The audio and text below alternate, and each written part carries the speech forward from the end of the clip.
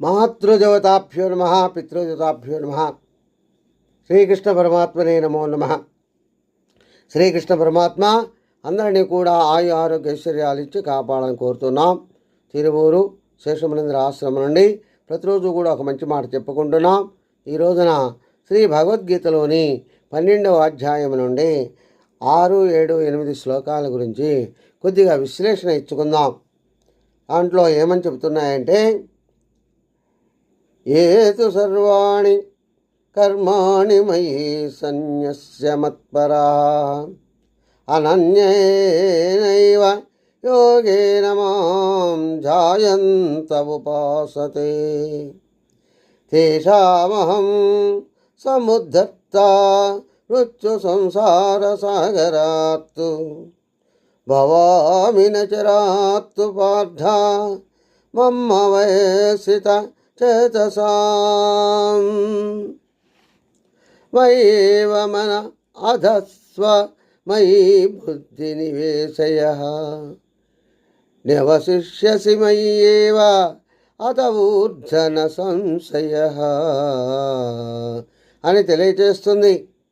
అంటే ఇక్కడ ఈ 3 శ్లోకాల్లో శ్రీకృష్ణ పరమాత్మ చెప్పినటువంటి భావం ఏముందంటే, మరలా జన్మ లేకుండా ఉండాలి, భగవంతునిలో ఐక్యం అవ్వాలి అంటే ఏ విధంగా సాధన చేయాలో ఇక్కడ చెప్పటం జరుగుతుంది. అంటే సాధకుడు ఎప్పుడూ కూడా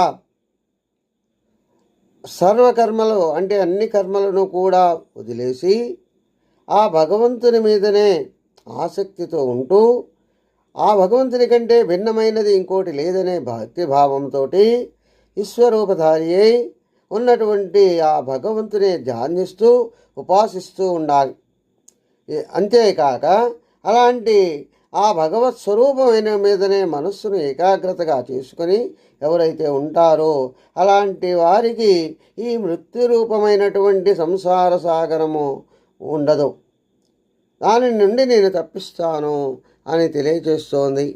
అదేవిధంగా మనస్సు బుద్ధి ఎప్పుడూ కూడా ఆ విశ్వరూపధారి అయినటువంటి ఆ భగవంతుని మీదే నిశ్చలంగా నిలబెట్టి ఉంచాలి. అలా నీ శరీరము రాలిపోయే వరకు కూడా నువ్వు ఆ విధంగా చేస్తే నువ్వు పరమాత్ముడివైన నాలో కలిసిపోతావు. కాబట్టి నాలోనే ఉండిపోతావు, ఇక మళ్ళా వెనక్కి రావు అంటే మళ్ళా నీకు జన్మ ఉండదు.